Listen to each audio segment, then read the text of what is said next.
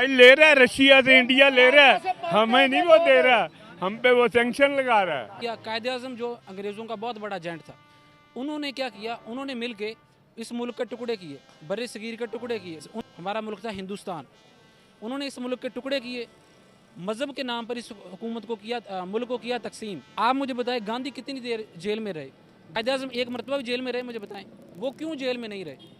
कोई भी ताकत नहीं है। अमेरिका की चीज़ है, पाकिस्तान एडे वड्डी ताकत है। अमेरिका मैं जुत्ती के पैरों के नीचे फेंकता उसको। दोस्तों आज तो गजब हो गया, एक पाकिस्तानी ने इतना बड़ा सच बोल दिया जिसकी शायद कभी किसी इंडियन ने कल्पना भी नहीं की होगी। और आप लोग सोचोगे कि इंडिया ने पाकिस्तान को किस कंडीशन पर लाकर खड़ा कर दिया कि एक पाकिस्तानी आकर अब जिन्ना को अंग्रेज़ों का एजेंट बोल रहा है और बोल रहा है कि हिंदुस्तान हमारा देश था, हिंदुस्तान हमारी माँ थी। दोस्तों ये सब सुनने के बाद आपके मन में जो आए वो कमेंट में ज़रूर बताना, मुझे आपके कमेंट का इंतज़ार रहेगा। तो चलिए आज का वीडियो स्टार्ट करते हैं। सवाल बेसिकली मेरा ये है आपसे, पाइपलाइन का एक मुआहिदा जो कि ईरान और पाकिस्तान ने किया था, लेकिन ईरान ने अपनी तरफ से बिछा दी, पाकिस्तान ने अभी तक नहीं कर सका। आज बड़ी बात सामने आई है, पाकिस्तान ने कहा कि हम इसको प्रोजेक्ट को कंप्लीट करना चाहते हैं, तो यूएसए ने कहा है कि सैंक्शंस लगा देंगे अगर ये किया तो, और ईरान ने कहा है अगर ना किया तो $18 बिलियन की प्लेंटी डाल देंगे। पाकिस्तान बेचारा ना आड़ ना पार, अब क्या किया जाए? अब यही बात है ना कि जो अमेरिका है ना, यहूदी क्रिश्चियनिटी यहूदियत है, वो चाहते हैं कि हम जहाद में तो इनको कंट्रोल नहीं कर सकते। इनको आईएमएफ वर्ल्ड बैंक के ज़रिए, और वर्ल्ड बैंक का जो चेयरमैन है यहूदी है वो, तो इसके ज़रिए इनको माली तौर पे हम इनको डाउन करें। पाकिस्तान को डाउन क्या करना है? पाकिस्तान के लोग खुद ही कौन से अच्छे हैं? आप देखें ना, करप्शन यहाँ टूट टूट के बढ़ी हुई है। जब करप्शन एक मुल्क से नहीं निकलेगी तो वो मुल्क तरक्की कैसे करेगा? तो करप्शन तो ये है ना कि रियासत मदीना किधर गई, 1 करोड़ नौकरी, 50 लाख मकान किधर गए हैं? साफ चली, शफाफ चली, तहरीक इंसाफ चली, किधर गई वो? क्या होगा? या तो अमेरिका को नजर दिखाएंगे, आंखें दिखाएंगे, या फिर प्लेंटी कबूल करेंगे? पेनल्टी हम कबूल करके आंखें हम नहीं दिखा सकते, क्योंकि हमारे इमरान साहब ने भी आंखें नहीं दिखाई, वो भी ट्रंप के चरणों में बैठा था जाके।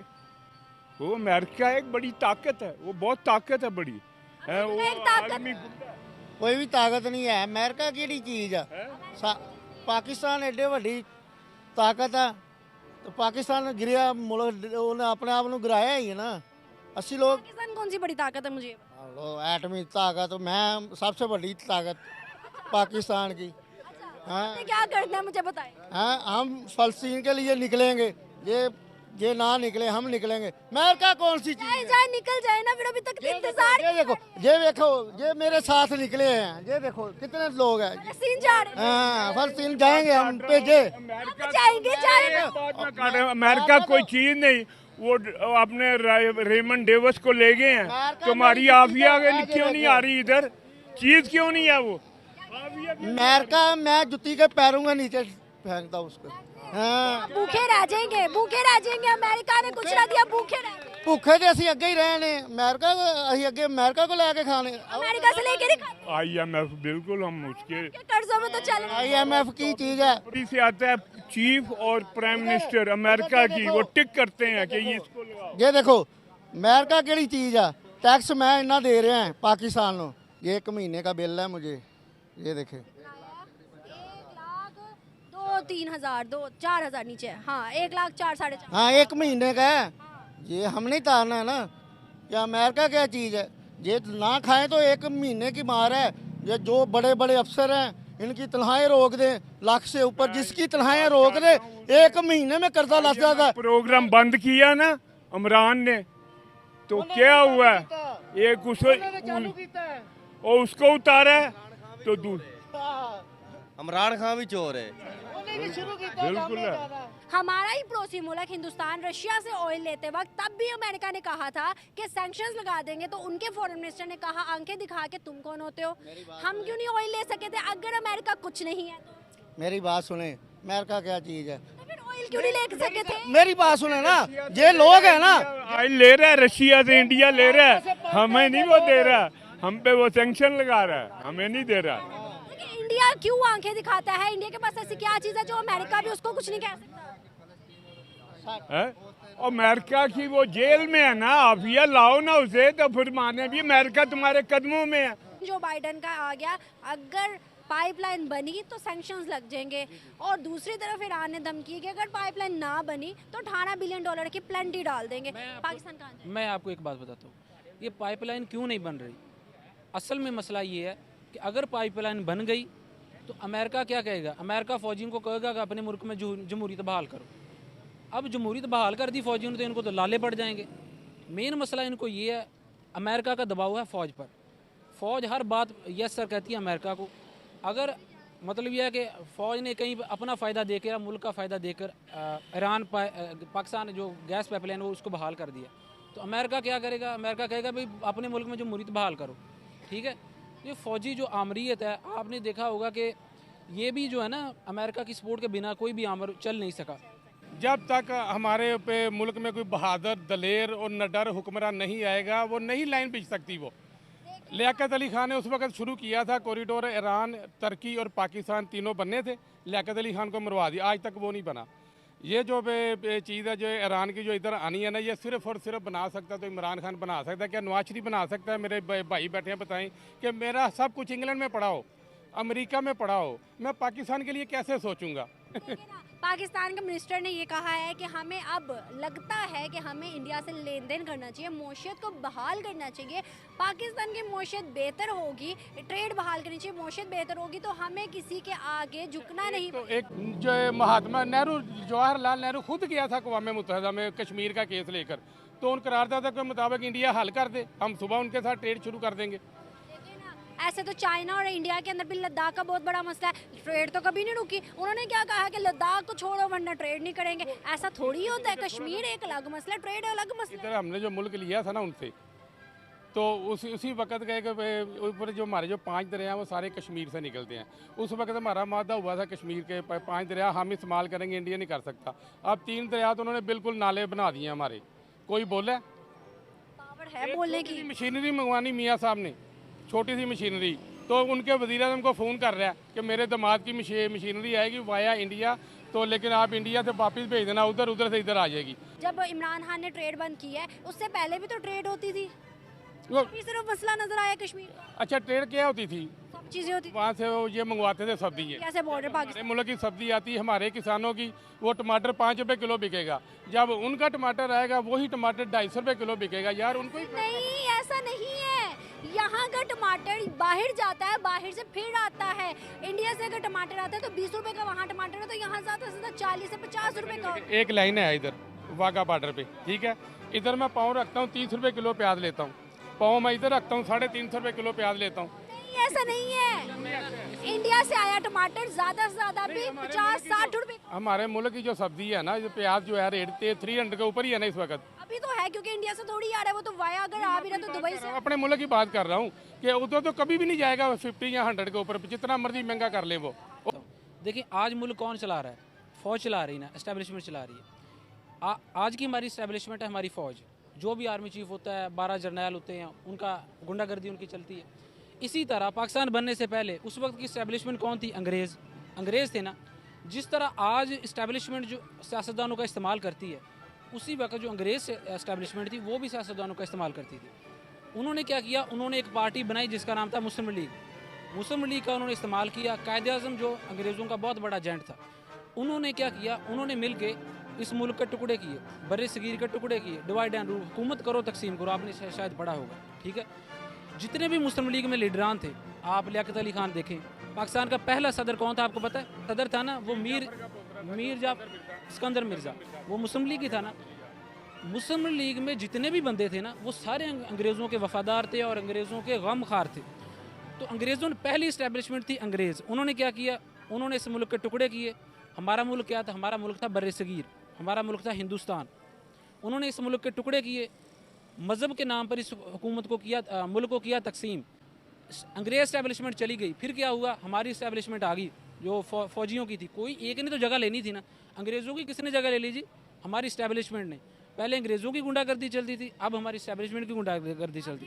कायदे आज़म अंग्रेज़ों के एजेंट थे, आपको नहीं लगता कि आप मुझे बताएं गांधी कितनी देर जेल में रहे, गांधी ने कितनी तहरीकें चलाई, ठीक है, अदम एतमाद की तहरीक उन्होंने चलाई, ठीक है, कितनी कितनी मरतबा कायदे आज़म एक मरतबा भी जेल में रहे, मुझे बताएं वो क्यों जेल में नहीं रहे? वो बेटा उन्होंने ना कोई करप्शन की, ना उन्होंने कोई कानून की खिलाफवर्जी की।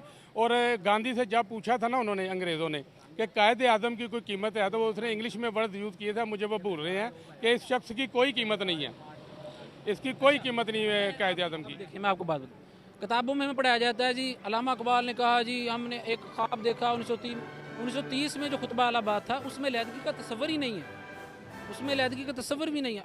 अल्लामा इकबाल का शेर है, सारे जहाँ से अच्छा हिंदुस्तान हमारा। एक बंदा जो कहता सारे जहाँ से अच्छा हिंदुस्तान हमारा, वो अपने मुल्क के टुकड़े कर सकता है? वो कभी भी नहीं कर सकता। 1940 में जो करारदाद ने भी जाते जाते कहा था कि कायदे आज़म एक बार फिर सोच लो, ये तुम्हारा मुल्क ज़्यादा देर चल नहीं। अब मैं एक बात इसमें एडिशन कर जी। अब देखें 1940 में जो करारदाद पाकिस्तान है ना, हमें मुताले पाकिस्तान में पढ़ा दिया जाता है, देखें जी वो उन्होंने मुताले 1940 की जो करारदाद पाकिस्तान थी ना, उसमें क्या करारदाद पाकिस्तान ये थी, full autonomy with in the Indian union. मतलब क्या है कि इंडियन यूनियन के अंदर रियासतें होगी, जिस तरह रियासत बावलपुर है, full autonomy with in the Indian union. ये बात ही इन्होंने बना दिया जी, उन्होंने अलग मुल्क का मुतालबा। हालांकि अब देखें फिर जो है वो cabinet mission plan Mohammad Ali Jinnah ने वो क्यों एक्सेप्ट किया था? अगर वो इतने वो पाकिस्तान बनाना चाहते थे तो मोहम्मद अली जिन्ना ने वो क्यों एक्सेप्ट किया? कांग्रेस पार्टी छोड़ के मुस्लिम लीग में भी तो आए थे ना, देखें पढ़ाया गया। अब देखें मैं आपको बताता हूँ, मैंने जैसा कि आपको पहले बात की कि पाकिस्तान का पहला सदर मीर जाफ़र का पड़पोता था अब देखें लियाकत अली खान ने कायदे आज़म का कत्ल कराया फ़ौज के साथ मिलकर, ठीक है। बात करने का मकसद मुस्लिम लीग किसने बनाई? मुस्लिम लीग जो बनाने वाला बंदा था आगा खान, जो पहला सदर था, जिन्होंने सारे नवाबों ने, नवाब वकार उल मुल्क, मोहसिन मुल्क, ये कौन लोग थे? ये सभी लोग अंग्रेज़ों के वफादार थे। वो बात करने का सारे क्या आपको लगता है कि इस पाकिस्तान की बुनियाद जो है वो एक झूठ या फिर पाकिस्तान जी जी बिल्कुल। मैं बात एक बार देखें, अब देखें फ़ौज सियासतदानों का इस्तेमाल करती है ना, आपको पता है इस्टेब्लिशमेंट हमारे सियासतदानों का इस्तेमाल करती है ना। उस वक्त भी ऐसा था, उस वक्त की जो इस्टेब्लिशमेंट थी यानी कि अंग्रेज़ थे, वो भी सियासतदानों का इस्तेमाल करती थी। अंग्रेजों ने जानबूझ के पार्टीशन में पाकिस्तान और इंडिया का जो मसला कश्मीर रखा है, क्या आपको नहीं लगता फिर ये जानबूझ के रखा है? हो सकता है, देखिए इसमें बहुत सारे महरक़ात हो सकते हैं। उन्होंने हो सकता नहीं हुआ है, क्योंकि अगर हम देखें जैसे इंडिया और पाकिस्तान को तकसीम किया गया बराबर, जिस तरह में हुआ था, इस तरह तो फिर ये कश्मीर को भी तकसीम किया जा सकता था, एक को दिया जा सकता। देखें अंग्रेज़ों ने जहाँ भी गवर्नमेंट की ना, उन्होंने उस मुल्क के टुकड़े किए। सल्तनत उस्मानी उन्होंने तोड़ी। इसी तरह हमारा मुल्क था बर्र सगीर, हमारा मुल्क था हिंदुस्तान, जिसमें देखें इस्लाम फैला, जितना भी इस्लाम फैला वो मुतहदा हिंदुस्तान की सूरत में फैला ना। अब पाकिस्तान में क्या जी, अकेले मुसलमान बैठे हुए हैं जी, एक दूसरे को लूट रहे हैं, वो सुबह को रमज़ान आती है महंगाई कर देते हैं, ठीक है। जितना भी इस्लाम फैला था वो मुतहदा हिंदुस्तान की सूरत में फैला था। हिंदुस्तान में अभी ऐसी सूरत हाल नहीं है जो पाकिस्तान में मुसलमान के साथ। हिंदुस्तान में ज़रूर मुसलमानों के लिए मसाइल होंगे, ठीक है, ज़रूर मसाइल होंगे उसमें, लेकिन उसका ज़िम्मेदार भी तो हमारे जो मुस्लिम लीगी हैं, जिन्होंने अंग्रेज़ों का साथ दिया था मुल्क तोड़ने में, ठीक है। तो मेन मसला ये है कि हमारी बुनियादी, हम उस वक्त की इस्टेब्लिशमेंट अंग्रेज़ थी, आज की इस्टेब्लिशमेंट फ़ौज है। हमारा मेन मसला महंगाई नहीं है, हमारा मेन मसला महंगाई नहीं है। हर बंदा अपनी डोमेन में रह के काम करे, सियासतदान अपना काम करें, अदालतों से देखें, हम इंसाफ लेने के लिए जाते हैं, हमें अदालतों पर उम्मीद नहीं है कोई भी। दुनिया अब सियानी हो गई, अब इदारों को सियाना होना चाहिए। जो गुजर गया। और पाकिस्तान नाकाम इसी वजह से है कि हम कहते हैं पिछले को छोड़ो आगे निकलते हैं। जी, इस पर मैंने एक सवाल भी किया था। मुझे जो है वो यूनिवर्सिटी की तरफ से इनवाइट किया गया था, एक जो सेशन था वहाँ पर, कि पाकिस्तान की जो डिप्लोमेसी है और फॉरेन पॉलिसी है उसमें कौन से मुश्किलात जो है वो हो रहे हैं। तो वहाँ पर एक मेरे ख्याल में उसका माइकल नाम से कोई था, रिप्रेजेंटेटिव था यूएस का। तो मैंने उनसे क्वेश्चन कहा था कि why you are creating some strictly things for Pakistan. तो when Pakistan wants to join with trade Iran, तो उन्होंने कहा कि Pakistan is so careful, may be Iran have a lots of sanctions, तो सेंक्शंस की वजह से जो है वो पाकिस्तान केयरफुल है, तभी वो ध्यान कर रहा है उसी चीज़ पर। लेकिन सैंक्शंस की बात करें तो भाई यूएस के हमेशा पाकिस्तान के लिए सैंक्शंस क्यों रह जाते हैं? हम तो हैं भी यूएस ब्लॉक में, फिर भी हमारे ऊपर सैंक्शंस अभी ईरान के साथ करने ही लगे हैं। अगर पाइपलाइन बिछाने ही लगे तो बिछाने तो क्या मसला है, क्यों सैंक्शंस लगाए जा रहे हैं? मैंने इस पर एक रिसर्च पेपर भी लिखा है, वो इंशाल्लाह जल्द आ जाएगा। उस पर यह है कि चाइना को आप देखें ना, चाइना का हर सबके साथ डिस्प्यूट है, लेकिन वो ट्रेड ख़त्म नहीं करता, ठीक है ना। आप इंडिया के साथ देखें, उसका डिस्प्यूट है, बहुत सारे वार हुए हैं चाइना के, लेकिन चाइना ट्रेड ख़त्म नहीं कर रहा है। हालांकि आप देखें अफ़गानिस्तान वर्ल्ड लेवल पर एक ऐसा कंट्री टेररिस्ट जिसको मानते हैं, उसके साथ भी चाइना जो है वो कोशिश कर रहा है लिंक करने का। रही बात TAPI की, जो पाकिस्तान ने डील साइन की थी, उसमें इमरान खान के टाइम में इमरान खान ने भी यही मुतालबा किया था कि इसको रिवीजन किया जाए, लेकिन तुर्कमेनिस्तान ने इनकार किया था रिवीजन के लिए। लेकिन पाकिस्तान को अभी बहुत सारे सिक्योरिटी चैलेंजेस हैं। वो मेरे ख्याल में तालिबान से ज़्यादा या बलोच जो BLO वाले हैं उनसे ज़्यादा जो है वो पाकिस्तान उन पर फोकस करे जो पाकिस्तान के एनिमी स्टेट हैं, जो नहीं चाह रहे हैं कि CPEC पाकिस्तान में बने और पाकिस्तान इकोनॉमिकली। क्या लगता है कौन एनिमी स्टेट है? एनिमी स्टेट बहुत सारे हो सकते हैं, वो तो जो रिप्रेजेंटेटिव हैं हमारे मुल्क के, कौन है, शायद नेबरिंग स्टेट भी हो सकते हैं। क्या लगता है कि अगर हम देखें तो इस टाइम हमारे मिनिस्टर ने भी कहा है कि अब सिचुएशन क्रिटिकल हो गई है, इसमें हमें अपने पड़ोसियों के साथ, हिंदुस्तान के साथ ट्रेड करनी चाहिए, ट्रेड करेंगे मौशत बहाल होगी तो हमें कोई भी आंखें नहीं दिखाएगा। क्या लगता है कि यही सिचुएशन है, एक आखिरी सिचुएशन यही बची है कि हम अपने पड़ोसियों के साथ अच्छे ताल्लुकात बना लें? आप कह रही हैं कि हमारे पड़ोसी मुल्कों के साथ ताल्लुकात, वो असल में अभी जो हमारे फॉरेन मिनिस्टर हैं उन्होंने भी यही कहा है कि हम चाहते हैं कि हमारे जो है वो इंडिया के साथ ताल्लुकात बेहतर हों। लेकिन जो इस्लामाबाद रिप्रेजेंटेटिव है, जो इस्लामाबाद की टीम है, उन्होंने इस चीज़ से बिल्कुल इनकार कर दिया। उन्होंने ये डिमांड रखा कि हम तब तक जो है वो नेबरिंग स्टेट से अपने ताल्लुकात बेहतर नहीं करेंगे जब तक हमारे कश्मीर का मसला नहीं होता। तो एक कश्मीर भी बीच में आ जाता है, तो बहुत सारे ऐसे मसले। पहले ये है कि फिर उन्होंने ये भी मशवरा दिया कि जो फॉरेन पॉलिसी बनाने वाले हैं, तो उन्होंने कहा कि हमें कंप्रोमाइज़ तो करना पड़ेगा कहीं ना कहीं। लेकिन हमें 2018-19 से पहले क्यों नहीं नज़र आया? जब इमरान खान ने ट्रेड बंद की, उसके पहले भी तो हम कश्मीर का मसला था और हम इंडिया के साथ तजारत करते थे विया बॉर्डर के थ्रू करते थे, तब हमें कश्मीर क्यों नहीं आता? मेरे नज़रिए के मुताबिक ये है कि हमारे जो भी नेबरिंग स्टेट हैं, मुझे तो ये लगता है कि ईरान से ट्रेड हमें बहुत फ़ायदा देगा, और उसके अलावा इंडिया से भी बहुत सारा जो है वो हमारे मिसकंसेप्शंस है। यहाँ पर ये समझा जाता है कि वहाँ पर मुसलमानों के साथ जुल्म है, और वहीं के इंडिया के लोग कुछ शायद ये समझते हैं पाकिस्तान में जुल्म है, लेकिन इस तरह बिल्कुल है नहीं। इधर आओ ज़रा। आप जब ईरान से बात करते हैं, क्यों करते हैं? कि उसमें हमें हमारी तजारत का ज़्यादा फ़ायदा है ना, हमें माली फ़ायदा ज़्यादा है ना। हमें अमेरिका कहता है कि जी तेल की पाइपलाइन ना लो, और वो कहता है इंडिया से पाइपलाइन ले लो। पाइपलाइन से मुराद मेरी ये है कि इंडिया से तजारत कर लो, ये उसको मंजूर है। ईरान से करें तो ये मंजूर नहीं है। क्यों? यही तो एक रफड़ पड़ा हुआ है ना। कश्मीर का रफड़ भी है, लेकिन वो कम, ज़्यादा ये है कि जो भी स्टेट होता है ना, तो वो सबसे ज़्यादा दुश्मन जो है वो बहादुर आदमी से डरता है, बुज़दिल से नहीं डरता। शायद ईरान जो है वो एक बहादुर वो है, इसलिए US जो है वो उनसे डर रहा है। उससे भी डर रहा है कि कहीं कोई ये कहीं कल इस्टेब्लिश ना हो जाए ईरान जो है, और ईरान के साथ साथ पाकिस्तान इस्टेब्लिश ना हो जाए। ये भी तो ख़तरा मौजूद है ना अमेरिका के लिए कि ये अफ़गानिस्तान, ईरान और पाकिस्तान किसी वक्त भी इकट्ठे हो सकते हैं। इनमें हम देखें तो हमारा ही पड़ोसी है ना, सैंक्शंस लग रहे थे उस पर रशिया से ऑयल लेते हुए USA ने कहा, लेकिन S जयशंकर ने आगे से बहुत ही अच्छा जवाब दिया उन्हें। जब रशिया से हमने ऑयल लेना था, हम पे सैंक्शन लगे, हम नहीं ले सके। जब हम इंडिया लेता है, चाइना लेता है, उससे इंडिया जो है वो हमारा मुखालफ है। चले हम एक मिनट के लिए कह लें मुखालफ है वो हमारा। अच्छा, दूसरी बात ये है कि अगर ईरान के साथ नहीं करता तो ईरान पाकिस्तान के साथ तो पेनल्टी लगनी है। आप देखना है कितने बिलियन डॉलर। जी, तो मुझे कल मैं यही डिस्कस में अपने क्लास फेलो से कर रहा था, तो उन्होंने कहा कि शायद IMF का लोन भी इसलिए लिया जा रहा है कि वो दे कि वो भी US से फेवर में दे दी जाए, प्लेंटी उधर दे दी। अल्लाह करे हमारे हालात बेहतर हों, जो भी आई लीड। तो ये थी दोस्तों वीडियो।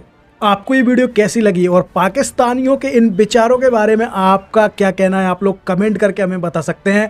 हमें आपके कमेंट का इंतज़ार है, और साथ ही साथ अगर आपने अभी तक हमारे चैनल को सब्सक्राइब नहीं किया है तो चैनल को सब्सक्राइब करो और आपके दोस्तों के साथ शेयर करो। मिलते हैं किसी और रिएक्शन वीडियो में, तब तक के लिए जय श्री राम।